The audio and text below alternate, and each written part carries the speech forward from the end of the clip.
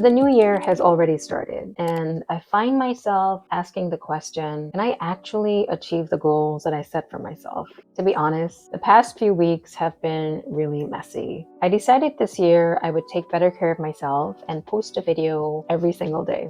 Well, over the past 2 weeks, I can't remember the last time I did my morning routine, and I definitely haven't been able to post a video every single day. And this makes me feel that there is something that I'm not doing well, and I have to find a way to do things differently if I'm going to achieve any of the goals that I set for myself. In my past, I feel like it was much easier to accomplish goals. I wasn't married yet, and so I didn't have that responsibility. And I had also been in this career for many years. So every single day I had a pretty set schedule. And I feel like it's always easier to achieve goals when you have a predictable routine. So this video is for you if you want to achieve goals this year, but you haven't yet found a consistent routine, or you're going through a new life change this year and you're building a new routine from scratch. Next month, I turn 39, and I am really blessed to be cancer-free. So that means that this year I have to commit to taking better care of myself, exercise daily, manage my stress, and get enough rest. I decided to look at what other people have been doing to actually achieve their goal. And I wanted to know what percentage of people set goals but don't ever achieve them. 92% of people set goals at the beginning of the year, never achieve them. Well, what can we do so that we can be part of this 8% of people that actually achieve their goals? So it turns out people don't achieve their goals because they don't have a clear or specific action plan, mostly tied to having vague goals, and they don't track themselves. Okay, so I thought that this was really interesting. I was doing more research. So the reason why it feels so difficult to accomplish goals for the first time has to do with something called executive functioning. And this is a process that takes place in the brain, and it's responsible for us paying attention, switching different tasks, our working memory, and our control. Executive function, it feels difficult at first. Our brain has to use a lot of energy to keep us paying attention. So research shows that once new behaviors are repeatedly rewarded, that part of our brain responsible for this activity moves from our prefrontal cortex to a different part of the brain. And that means that it frees up space in our conscious mind so that we feel more energetic and less mentally exhausted. So that's why it's so important for us to create new habits when we start achieving new goals. In this video, I'm going to use what experts recommend for goal setting and create a system that helps me to achieve my goals, and hopefully you can too. Okay, so the first thing that we need to do is make sure the goal we set is clear and not vague, and also that it's something that we're actually motivated to accomplish. A few years ago, I found this tool. It's called the Wheel of Life. There are studies that show that people have used this tool to overcome problems with stress and imbalances in their life. So the Wheel of Life is this big wheel, and it's got different areas of your life in it. So you can score each part of your life on a scale of 1 to 10, 1 being you're not very happy and 10 being you're extremely happy with that part of your life. And this year I've decided to use Notion so that I can get myself organized online digitally. I got this template for free on the Notion marketplace, and I just typed in life audit and I added it to my workspace. So you can see that I've put a few areas of my life that I want to focus on, and that is self-care and finance.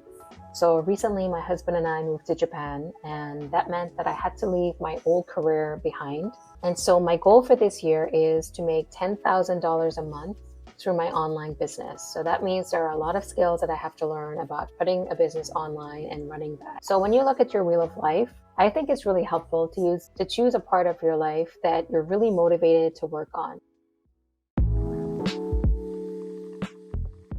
Ali Abdaal did a lot of research. The research says that people who write down their goals are 33% more likely to achieve their goals than people who don't write it down. So I noticed this is something that I hadn't done in the last 3 weeks. And recently I've made the decision that I'm going to write it down and put it up so every day I can see it and be reminded. For self-care, my goal is to be stronger and flexible. We have to make sure that the goal that we set is very clear and it's not vague. And we can follow the SMART acronym. So I'm not sure if this is related to my surgery. The last few months, I did have a miscarriage, and I believe it was God's way of letting me know that it was not the right time to bring a baby into this world, and I had to have this surgery to get my body healthy first before I can bring a healthy baby in. But one of the things that has happened in these past few months is my shoulder has gotten really stiff. So this is really stiff. This is as far as it can go. I don't know if any of you guys have experienced this with pregnancy or miscarriage. I think yoga is just a really wonderful way to incorporate flexibility in your life, as well as create a sense of awareness and intention about how you go through your life day to day. Now, in my research, I came across Gabe's video, and in it he shared this journal. It's called the Finisher's Journal. It's not available right now, unfortunately. It's sold out. But since it's sold out, I'm actually going to use my notebook and follow the steps that it suggests. So on the first page, there's a place for you to write your outcome goal. And this is for the next 90 days. So for me, as part of my finance goal, I know that I want to monetize my YouTube channel. So I'm going to write 1,000 subscribers and 4,000 watch hours by March 30th, 2025. So there's a part for you to break down your outcome goal into smaller, actionable items. And these are the things that you will be doing to fulfill your big outcome goal. I really like this because it gives you a weekly review. So on this page, you can write down all the priorities that you have for the upcoming week.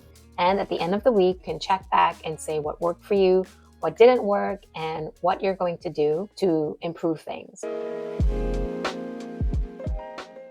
This journal helps us to really break down how we want to spend our time throughout the day. I have found that over the last 3 weeks, I tend to get carried away with time.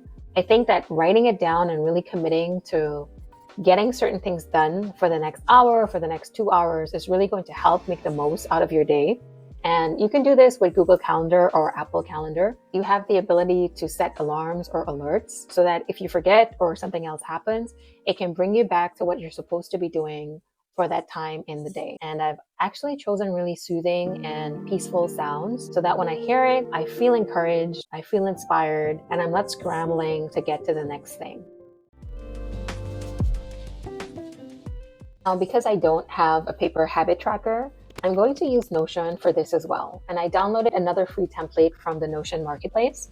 And I like this because it creates a card for each day automatically. So every day at the stroke of midnight, Notion creates a card with all the habits that you put in yourself. I've already created these list of habits, and these are the things that I'm going to track for the next 90 days. And what's cool about this, you can change the view. You can look at how you've been progressing over the last week or over the last month. I've started using this for the past 7 days, and just from me looking at how many habits I've been able to do each day and checking them off, I've actually gotten better in the last 7 days. I find it really motivating to look back over the past days and see all the things that I've been able to stick with.